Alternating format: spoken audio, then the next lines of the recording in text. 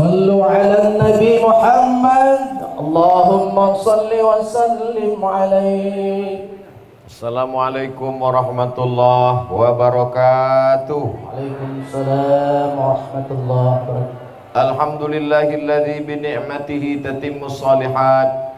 Wassalatu wassalamu ala sayyidis sadat wa ala alihi wa sahbihi ahlil fadaili wal karamat. Rabbi shrah li sadri wa yassir li amri wahlul 'uqdatam min lisani yafqahu qawli. Bapak-bapak, ibu-ibu, hadirin hadirat, muslimin muslimat, insyaallah semuanya dimuliakan Allah Subhanahu wa taala. Amin ya rabbal alamin. Misriyah artinya Mesir, Makkiyah artinya Makkah, Madaniyah artinya Madinah, Iraqiyah artinya Irak, Sudaniyah Sudan. Kenapa pula Sudan ini bisa menyasar ke tembung?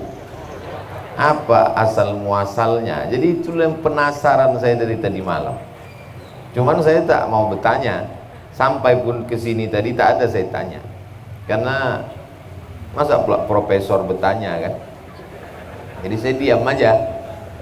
Rupanya Al-Mukarram Tengku Ustadz Tengku Dahlan Yusda LC MHI, MHI Master Hukum Islam, LC titel licence, lisans artinya ijazah.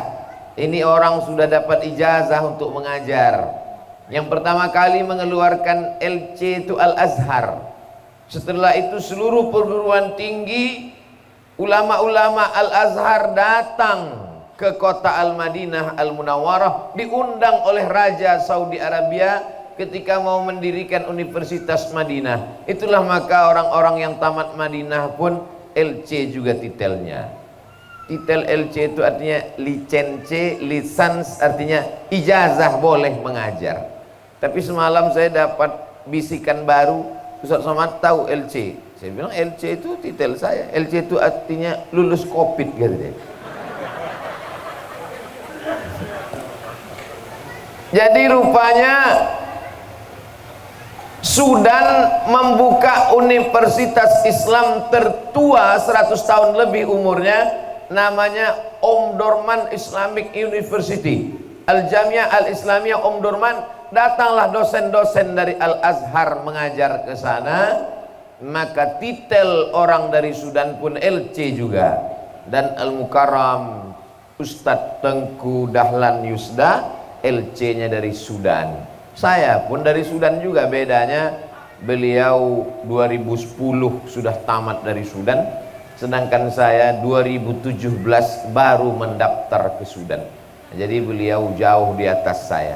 Kalau diibaratkan sepeda motor, beliau kap 70.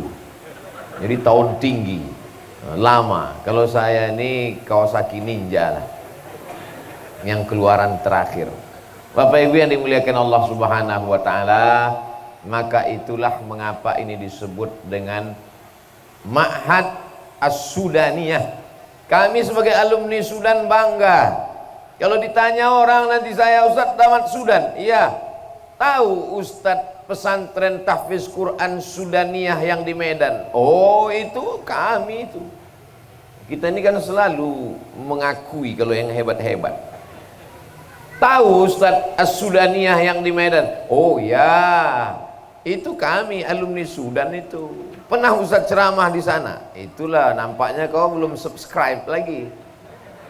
Kalau kau tonton ceramahku di YouTube waktu di pesantren As-Sudaniyah itu, pasti kau tahu aku pernah ceramah ke sana. Padahal baru sekali. Maka mudah-mudahan kehadiran saya di Ma'had As-Sudaniyah li tahfizil Quran ini mendatangkan barokah buat saya, insyaallah. Jamaah dapat juga, cuman saya yang lebih banyak dapat. Bapak Ibu yang dimuliakan Allah Subhanahu wa taala, saya kalau pergi ke ma'had jumpa sama orang-orang penghafal Quran, saya tuh tidak ada niat mau mengajar, niat saya mengambil barokah. Wa idza quri'al Qur'an, kalau Quran dibacakan, fastami'u lahu, dengar baik-baik, wa ansitu, diam, la'allakum turhamun, turun rahmat. Dibacakan Quran di kamar, turun rahmat di kamar. Dibacakan Quran di kubur, turun rahmat di kubur. Dibacakan Quran di toko, turun rahmat di toko. Di sini bukan satu orang baca Quran, sanawiyah, aliyah, baca Quran, hafal Quran, maka bertebaran rahmat di Ma'had As-Sudaniyah ini. Datang Abdul Somad kemari untuk mendapatkan rahmat itu, pulang nanti ke rumah, semua yang ikut ini mendapatkan rahmat dari Allah Subhanahu wa ta'ala. Kita masuk surga bukan karena tarawih, tahajud, witir, iktikaf, puasa, sedekah kita. La yudkhilal jannata ahadakum amalahu. Tidak ada satu pun di antara kamu, la yudkhilal jannata ahadakum amaluhu. Tidak ada satu pun di antara kalian yang masuk surga karena amalmu. Wala anta ya Rasulullah, wala ana. Aku pun tak masuk surga karena amalku. Lalu masuk surga karena apa? Masuk surga karena rahmat Allah. Rahmat Allah itu turun dengan kemuliaan Al-Quran. Makanya doanya, Allahumma arhamna bil, rahmati kami dengan Al-Quran. Gua, lobang batu di atas gunung, banyak gua di Sumatera Utara. Tapi ini bukan gua sembarang gua. Berlomba-lomba nenek-nenek pun naik ke atas. Menggeletar tangan nenek itu, saya tengok mendaki gua Hira. Kenapa gua itu menjadi tujuan? Karena di situ turun Iqra bismi rabbikal ladzi khalaq, khalaqal insana min 'alaqin, iqra wa rabbukal akramul ladzi 'allama bil qalam, 'allamal insana ma lam ya'lam. Bulan Januari, Februari, Maret, April, Desember, banyak bulan, tapi bulan itu dimuliakan Allah. Kenapa? Karena di bulan itu turun Al-Quran. Satu-satunya bulan yang dituliskan dalam Al-Quran, Syahrul Ramadhan alladzi unzila fihil Quran. Malam Senin, malam Selasa, malam Rabu, malam Kamis, malam Jumat, banyak malam. Tapi malam itu dimuliakan Allah. Kenapa malam itu dimuliakan Allah? Inna anzalnahu fi lailatil qadar. Karena pada malam itu diturunkan Al-Quran. Malam menjadi mulia karena turun Al-Quran. Makkah menjadi mulia karena di situ turun Al-Quran. Gua Jabal Nur menjadi mulia karena di situ turun Al-Quran. Maka rahim ibu akan menjadi rahim yang mulia kalau rahim itu melahirkan anak-anak penghafal Al-Quran. Kepala bapak menjadi kepala yang mulia. Kenapa? Karena kepala itu akan dipasangkan mahkota tajun minan nur, bukan mahkota raja, tapi mahkota dari cahaya, dan itu hanya didapatkan dari anak-anak para penghafal Quran. Maka yang sudah mendaftarkan, apalagi menjadi alumni, alhamdulillah. Bagi yang belum, daftarkan segera sebelum tanggal penutupan berikut ini. Bapak Ibu yang dimuliakan Allah Subhanahu wa ta'ala, ini umat ini sekarang sedang sakit. Umat ini sekarang dari ujung kaki sampai ujung rambut sakit. Ujung rambutnya sakit apa? Ketombe, rambut gugur. Kakinya sakit apa? Rematik, asam urat. Bagian tengah badannya sakit apa? Asam lambung. Dari ujung rambut sampai ujung kaki sedang sakit. Semua orang yang menjenguk, menengok, tak ada yang memberikan solusi. Semuanya asal menengok. Tak sampai hari Jumat selesai. Tak ada satupun yang memberikan obat. Maka pada kesempatan ini kita bahas penyakit umat ini. Kenapa itu yang Ustadz bahas? Karena temanya adalah peran pondok pesantren dalam mewujudkan generasi berakhlakul karimah.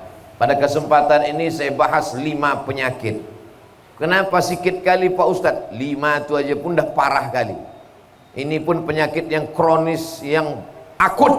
Adapun ibarat penyakit yang kita bahas nih, jantung koroner, diabetes mellitus, sakit kanker, Adapun penyakit kurap, panu dan kadas, Bapak Ibu uruslah sendiri. Penyakit yang pertama namanya penyakit liberalisme.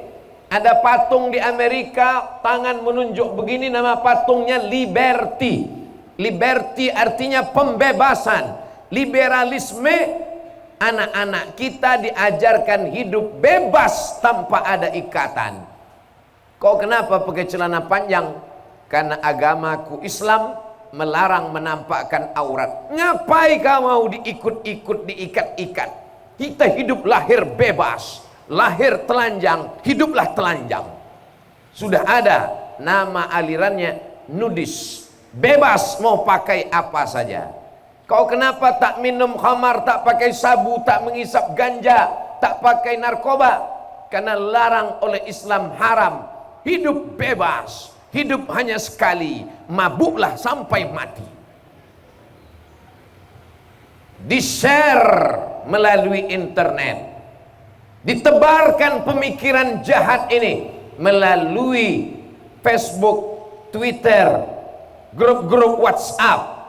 Bahkan ada satu website khusus untuk menyebarkan hidup bebas tanpa ikatan. Maka Islam melarang kita untuk kemaslahatan diri, agama dan bangsa. Kulu, makanlah, silakan makan, bebas. Tapi ada yang tak boleh dimakan. Innamal khamru, khamar, wal maisir, judi, wal ansab, menyembelih binatang untuk berhala, wal azlam, mengundi nasib, rijsun, najis, min amalis syaitan, perbuatan setan, fajtanibu. Perempuan mau pakai pakaian, silakan, tapi aurat tetap ditutup. Jangan sempit, jangan transparan, jangan nampak bentuk, jangan solek jahiliyah.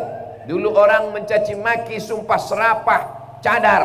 Ini tradisi Arab, bebuih mulut orang mengejek cadar. Didatangkan Allah Covid, laki-laki pun bercadar. Baru kau tahu. Mudah bagi Allah Subhanahu wa ta'ala. Dulu kalau ada orang bercadar menjadi pusat perhatian, terbuka biji mata orang menengok. Sekarang yang tak bercadar lah yang diperhatikan prokes. Mana cadar? Mana cadar? Ini doa-doa orang bercadar nih, Covid nih datang. Salah pula.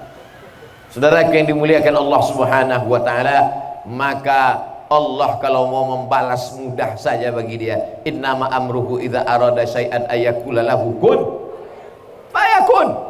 Kau ejek agama Allah, kau katakan tak usah diikat-ikat, tak usah kami dibatas-batasi, kami mau hidup sebebas-bebasnya. Maka sesungguhnya Allah Subhanahu wa ta'ala memberikan ikatan karena dia sayang kepada kita. Hurrimat alaikum ummahatukum, jangan kau nikahi emakmu, wa banatukum, anak perempuanmu, wa akhawatukum, saudara perempuanmu, silakan kau nikah. Tapi ada yang tak boleh dinikahi. Sekarang mereka mau bebas sebebasnya, semua boleh dinikahi. Bahkan ada satu orang di Eropa menuntut, mengadukan gugatan ke pengadilan supaya dia bisa menikahi anak kandungnya sendiri. Bayangkan itu. Ini sudah gila dunia ini. Maka ini salah satu penyakit manusia modern, namanya liberalisme. Aliran yang mau hidup bebas tanpa ikatan. Menikah dalam Islam mesti ada akad, ada wali, ada saksi, dua orang adil saksinya, ada ijab, ada qabul, ada mahar. Lalu dia mau bebas tanpa ikatan. Namanya kumpul kerbau. Kata orang Jakarta, kumpul kebo. Bebas tanpa ada ikatan. Yang hidup saya, yang berzina saya, yang berdosa saya, yang mau masuk neraka saya. Kenapa ente mengurus urusan saya? Begitu entengnya mereka berkata. Lalu orang yang tak mengaji pun bingung menjawab. Betul juga kata kau ya, kalau gitu kau ajalah masuk neraka. Padahal dalam Islam ada namanya amar ma'ruf nahi. Itulah yang dibacakan anak kita tadi. Wal takum minkum ummatun yad'una ilal khair. Ajak orang buat baik. Wa yanhauna 'anil munkar. larang orang buat mungkar. Kalau tidak kita lakukan amar ma'ruf nahi mungkar ini, nanti orang akan semaunya saja hidup bebas tanpa ikatan. Terserah saya, mata-mata saya, telinga-telinga saya, duit-duit saya, yang buat dosa saya, jangan urus-urus saya. Memang yang punya mata kau, yang punya telinga kamu, yang buat dosa kamu, yang masuk neraka kamu. Tapi kalau azab Allah datang, yang kena bukan cuma rumah kau aja, bodat. Bilang sama dia, lengkap sama bodat-bodatnya. Saudaraku yang dimuliakan Allah Subhanahu wa taala. Saudaraku yang dimuliakan Allah Subhanahu wa taala, ini kalau orang yang benar tidak bersuara, maka orang batil bersuara, yang benar merasa batil, yang batil merasa betul. Saking banyaknya orang batil bersuara, orang betul diam. Yang betul merasa batil, yang batil merasa betul. Betul batil, batil betul, betul batil, batil betul. Siapa yang betul, siapa yang batil? Maka mesti disuarakan ini. Bapak ibu tak usah bersuara. Yang takut kena bully, yang takut kena caci maki, tak usah bersaudara. Kirim di grup-grup WhatsApp. Jangan komen dulu guys, jantungmu lemah. Ini terlalu berat untukmu, biar Ustadz Somad saja yang menanggung. Kalian cukup like and share. Saudara yang dimuliakan Allah Subhanahu wa taala, ini penyakit pertama, namanya liberalisme. Isme itu artinya pemikiran. Komunisme, liberalisme, pemikiran. Liberal bebas, liberalisme pemikiran bebas tanpa ada ikatan, tak ada ikatan agama. Penyakit yang kedua namanya sekularisme. Sekular artinya hidup ini tidak diatur oleh agama. Agama urusan privat antara hamba dengan Tuhan. Masalah bernegara jangan bawa-bawa agama. Masalah urusan RT RW bertetangga jangan bawa-bawa agama. Di dalam kamar, di dalam kepala, di dalam hati berdua dengan Tuhan. Pejam mata ingat Tuhan. Dah cukup. Tuhan hanya ruang privasi. Padahal dalam Islam tidak demikian.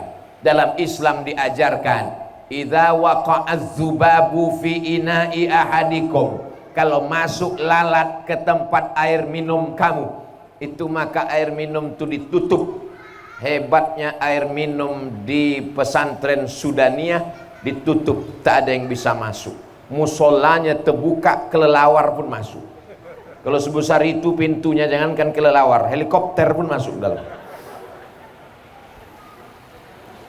Ada minuman kopi, teh, susu, ginseng, datang lalat, disangkanya airport Polonia, mendarat dia, masuk dia ke dalam. Apa yang dilakukan? Kata Nabi, idza waqa'az dzubabu fi ina'i ahadikum. Kalau masuk lalat ke tempat air minum kamu, falyughmishu, celupkan, karena di salah satu sayapnya ada bakteri kuman penyakit, dan di salah satu sayapnya ada obat penawar. Idza tasa'aba ahadukum, kalau kamu menguap, falyarudda mastata'a. Kalau kamu menguap, tahan. Jangan buka mulutmu lebar-lebar macam kuda Nil mau mengunyah Monas. Apa yang maksud Ustadz maksud lalat dengan menguap ini? Kalau menguap saja diatur oleh Islam. Kalau lalat masuk ke tempat air minum aja diatur oleh Islam. Apalagi bernegara dan bermasyarakat. Islam mengatur segala aspek kehidupan. Sedangkan orang sekuler mengatakan jual beli di pasar, Islam tidak mengatur. Konsep antara pemimpin dengan rakyat, Islam tidak mengatur. Padahal ya ayyuhalladzina amanu, hai orang-orang beriman, udkhulu fis silmi, masuklah kamu ke dalam Islam kafah, secara total, dari mulai masuk WC, masuk masjid, sampai masuk ke parlemen, menentukan keputusan, semuanya berdasarkan Islam. Ya ayyuhalladzina amanu, hai orang beriman, atiullah, taatlah kepada Allah, wa atiur rasul, taatlah kepada Rasul, wa ulil amri. Ulil amri itu siapa? Pemimpin.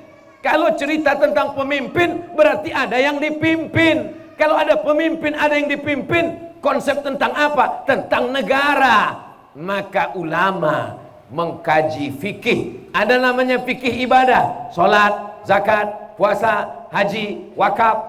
Ada namanya fikih nikah, tolak, rujuk, li'an, khulu, zihar. Ada namanya fikih muamalah, jual beli, gadai menggadai, pinjam meminjam. Ada namanya fikih daulah yang disebut dengan siasah syar'iyah. Mazhab kita mazhab Syafi'i. Imam besar dalam mazhab Syafi'i, Imam Al-Mawardi, meninggal tahun 450 Hijrah. Kitabnya sudah lebih berumur 1000 tahun. Nama kitabnya Al-Ahkam As-Sultaniyah, hukum-hukum kesultanan, ketatanegaraan. Silakan kaji kitab Arba'in, 40 hadis. Silakan kaji kitab Bulughul Maram min Adillatil Ahkam. Silakan kaji kitab Tafsir Jalalain, Tafsir Ibnu Katsir, Tafsir Al-Kabir.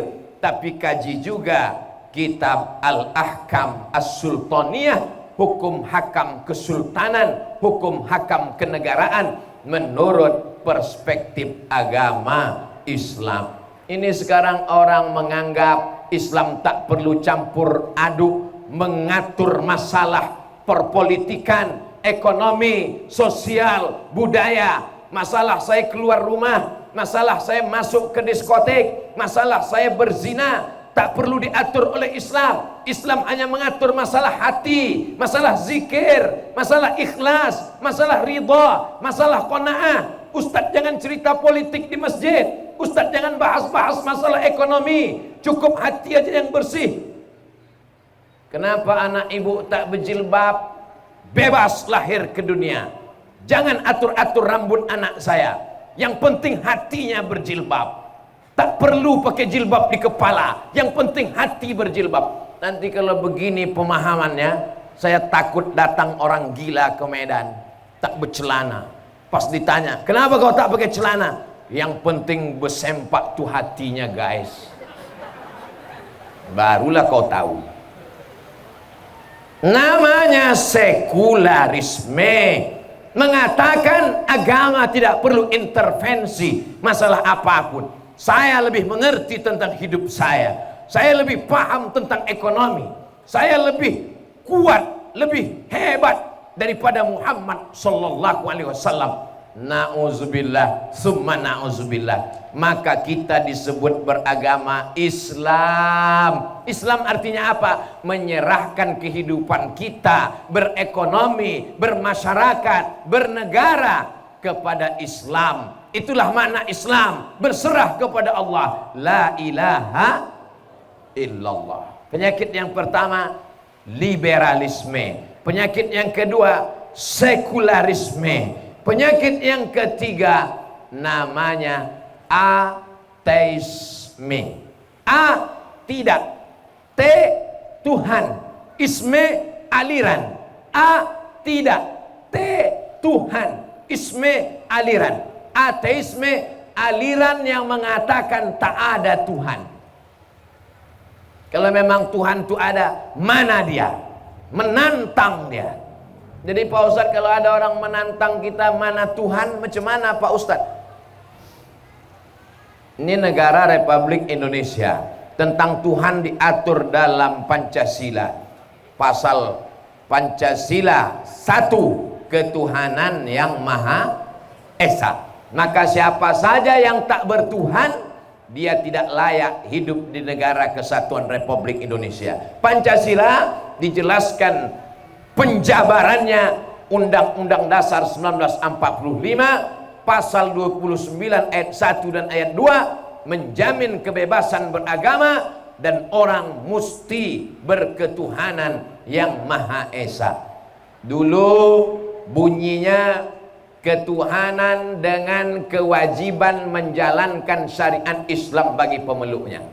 Saudara-saudara kita yang berada di timur khawatir, takut kalau umat Islam menjalankan syariat Islam nanti kami sebetulnya kurang dialog.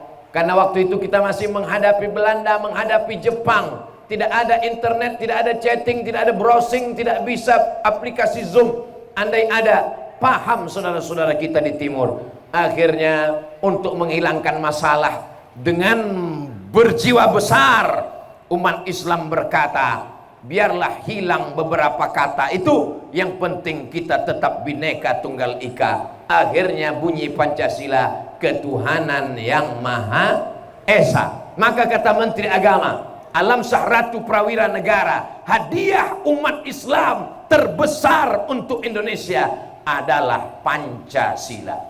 Hari ini ada orang entah paham, entah gagal paham, entah otaknya sungsang atau tak berotak sama sekali. Dilaganya pula antara Quran dengan Pancasila. Kau pilih Quran atau Pancasila? Bodoh. Pancasila itu intisari dari Quran.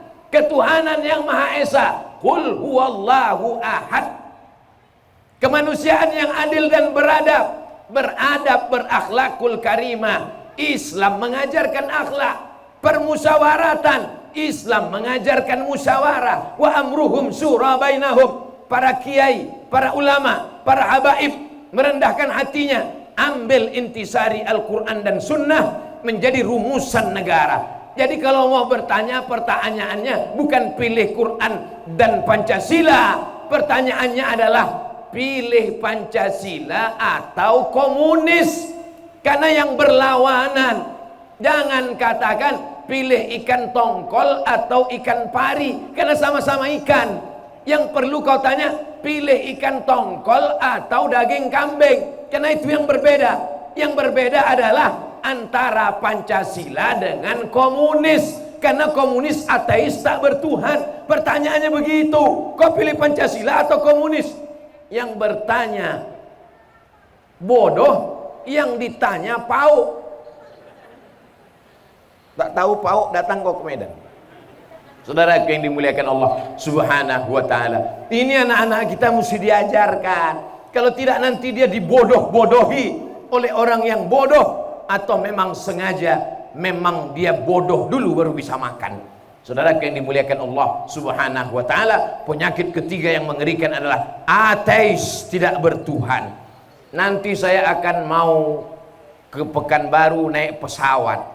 Sebelum masuk ke pesawat, saya lewat pintu detektor logam. Begitu lewat di pintu detektor, tet, Ustadz handphonenya belum keluar, keluarkan handphone. Lewat lagi, tet, Ustadz jam tangannya belum buka, buka jam tangan. Begitu lewat lagi, tet, Ustadz jarum pentol ada di dalam. Apa pula jarum pentol? Bukan awak pakai jilbab.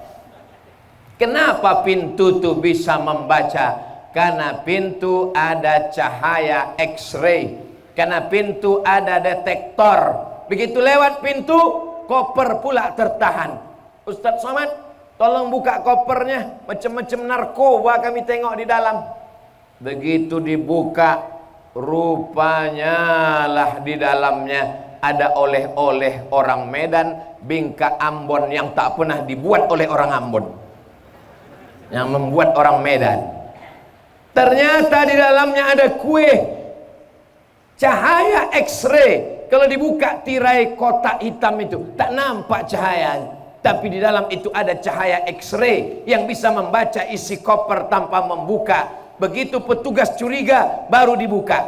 Jamaah umrah mau berangkat ke kota suci Makkah, curiga orang Saudi Arabia, ini jangan-jangan ada narkoba di dalam. Buka koper orang Indonesia, buka. Begitu dibuka, anjing pelacak pun menggonggong tak berhenti. Begitu dibuka, rupanya sambal belacan, begulung-gulung petai di dalam. Disangka orang itu narkoba yang begulung. Kenapa bisa ditengok? Karena ada cahaya. Bukalah kotak itu, tengok, ada cahayanya? Tak ada. Kalau cahaya X-ray aja tak bisa kau tengok, apalagi cahaya Allah Subhanahu wa ta'ala. Jadi orang-orang yang berakal, maka dia tak perlu menengok. Aku sudah tahu ada gubernur di sana. Dari mana kau tahu ada gubernur? Cukup menengok tanda-tandanya. Apa tanda ada gubernur? Ada baleho, terus ada umbul-umbul, terus ada mobil dinas, terus ada satpol PP. Itu berarti ada gubernur. Allah tak menampakkan dirinya, tapi dia tunjukkan tanda-tanda kebesarannya. Inna fi khalqis samawati, penciptaan langit, wal ardi, penciptaan bumi, waqtilafil laili wan nahari, perputaran siang dan malam, la ayat, itu adalah tanda-tanda kebesaran Allah. Begitu kita melihat alam semesta, apa kata kita? Masya Allah, tabarakallah. Ternyata Allah ada menciptakan alam semesta, cukup dengan memikirkan tanda-tanda kebesarannya. Tafakkaru fi khalqillah, pikirkanlah ciptakan Allah, jangan kau pikirkan tentang Allah. Fa innakum la tuqaddiruna qadrah, karena otakmu takkan sanggup untuk memikirkannya. Pikirkan saja tentang ciptaan Allah subhanahu wa ta'ala. Ini penyakit namanya ateisme. Penyakit yang keempat adalah pluralisme. Plural artinya plural jamak, singular satu, plural jamak. Pluralisme aliran yang mengatakan bahwa semua benar, tidak ada yang salah. Jamak, semua yang jamak ini benar, tak ada yang salah. Ini kalau begini nanti anak-anak kita bisa murtad. Kenapa? Karena dia menyangka semuanya benar. Bahkan apapun yang dia lihat, apapun yang didengar, apapun yang dia tengok, apapun yang dia baca adalah benar. Hancur Islam kalau begini. Maka dalam Islam diajarkan inna dina indallahil Islam. Yang dibisikkan ke telinga anak kita, la ilaha. Kalau semua benar, untuk apa Nabi mendakwahi Abu Jahal, Abu Lahab? Kalau semua benar, untuk apa Nabi berkirim ke raja Kaisar, raja Romawi, Kisra, raja Persia, Mukaukis, raja Mesir, Aslim, masuk Islam kalian? Kalau semuanya benar, untuk apa Nabi mendakwahkan la ilaha illallah Muhammadur? Pluralisme menggugurkan akidah, tapi jangan dipotong ceramah ini. Makanya jangan dengar ceramah potongan semenit 2 menit. Tengok yang aslinya.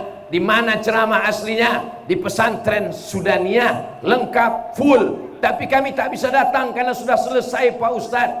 Kalian tengok aja di channel Abdul Somad Official. Tak ada paket kami Pak Ustadz. Kau cari wifi gratis. Saudara yang dimuliakan Allah subhanahu wa ta'ala, jangan gara-gara menolak pluralisme lalu engkau memancung tetanggamu yang berbeda agama. Ini perlu diluruskan. Kita menolak pluralisme, tapi kita tetap menghormati orang yang berbeda agama dengan kita. Masalah hidup sosial, bertetangga, satu kantor, satu RT, satu RW. Wala ana abidum ma'abattum wala antum abiduna ma'abud lakum dinukum. Ceramah tentang kerukunan umat beragama di Medan, Sumatera Utara, mubazir. Kenapa? Karena orang Medan paling rukun tentang berbeda suku, bangsa dan agama. Betul apa salah?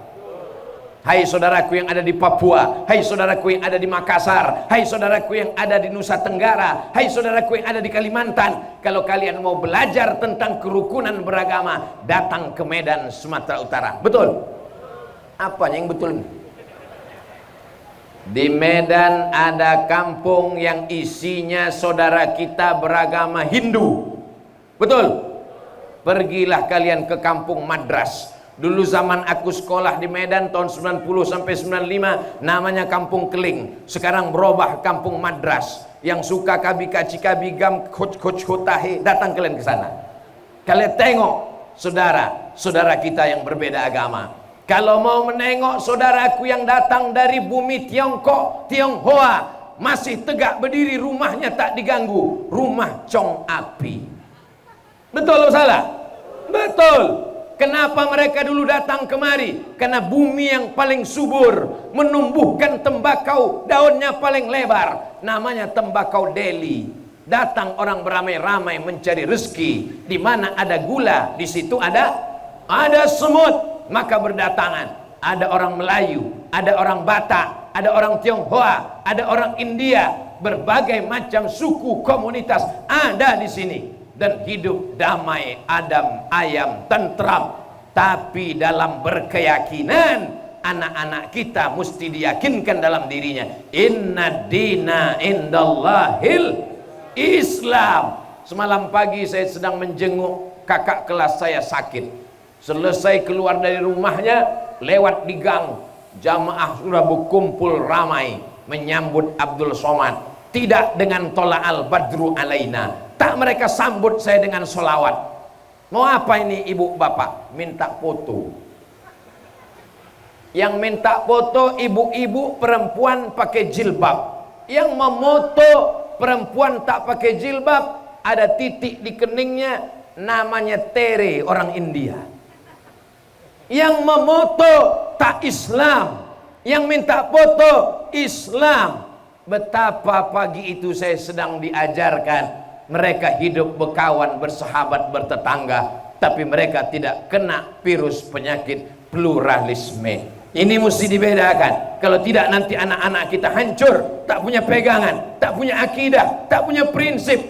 Dalam Islam kita diajarkan berprinsip, berpegang la ilaha illallah Muhammadun Rasulullah. Makanya selesai la ilaha illallah kita katakan kalimatu haqqin 'alaiha nahya wa 'alaiha namutu. Dengan itu kami hidup, dengan itu kami mati, dengan itu kami nanti akan dibangkitkan di padang mahsyar. Sekali la ilaha illallah sampai mati la ilaha illallah, di padang mahsyar la ilaha illallah, di liang lahat la ilaha illallah, ditanya mungkar makir la ilaha illallah, masuk ke dalam surga la ilaha illallah. Penyakit yang terakhir, penyakit yang dulu dibawa oleh Belanda. Setelah Belanda pulang, kita mendeklarasikan kemerdekaan Republik Indonesia hari Jumat bulan Ramadan, merdeka Indonesia. Tapi Belanda masih meninggalkan divide et impera, fitnah, adu domba. Sekarang disebarkan fitnah-fitnah ini dengan buzzer-buzzer yang luar biasa. Dipotong ceramah ustaz, dibentur, dilaga, dihancurkan. Tapi kita tidak akan pernah berhenti menyuarakan kebenaran. Adu domba, penyakit yang mengerikan. Dulu kita diserang Belanda dan Jepang bukan karena Belandanya kuat, bukan karena Jepangnya hebat, tapi karena kita diadu domba. Raja-raja Melayu diadu domba antara Pulau Jawa dan Pulau Sumatera, Pulau Kalimantan, Sulawesi dan Papua diadu domba. Maka jangan sampai lagi kita diadu domba. Kalau memang betul-betul mau mengadu domba, belilah ikan cupang. Kau beli ikan laga, kau lagalah ikan. Jangan kau laga bangsa Indonesia. Betul. 5 penyakit ini obatnya apa? Obatnya tak lain tak bukan, masukkan anak-anak ke pondok pesantren, mereka hafal Quran, belajar akidah ahlus sunnah wal jamaah, sifat 20, wujud kidam baqa mukhalafatu lil hawadisi qiyamuhu bi nafsihi wa daniyah qudrat iradat ilmun hayat sama basar kalam. Akidahnya ahlus sunnah, fikihnya mazhab syafi'i, akan kuat berakhlakul karimah. Di samping itu dia hafal Quran, maka selamatlah dia dari penyakit liberalisme. Saya yang menyampaikan pula yang lupa. Sekularisme, ateisme, pluralisme, divide et impera, adu domba. Penyakit-penyakit yang lain Pak Ustadz akan kita bahas dalam pertemuan di tempat-tempat lain. Umur panjang, badan sehat insyaallah, amin ya rabbal alamin.